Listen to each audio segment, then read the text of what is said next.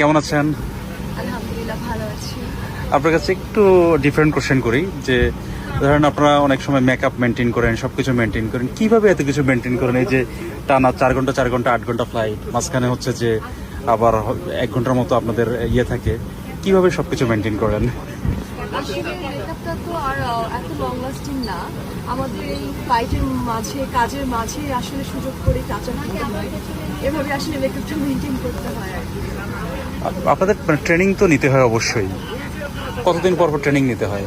আমাদের হচ্ছে 1 বছর পর পর একটা গ্রাউন্ড ট্রেনিং থাকে, যে আমাদের সেফটির উপরে, তারপর হচ্ছে আমাদের এয়ারক্রাফট যে রেটিংস আছে, এক এক ধরনের এয়ারক্রাফট আছে, সব কিছুর উপর আমাদের প্রতি বছর 5 দিনের একটা রিটার্ন ট্রেনিং হয় রিভিউ করার জন্য। আপনার প্রথম দিন ফ্লাইটের এক্সপিরিয়েন্সের কথা মনে আছে? মানে প্রথম দিন কিরকম করছিলেন? হ্যাঁ, আমি আসলে এর আগে আরেকটা লাইসেন্স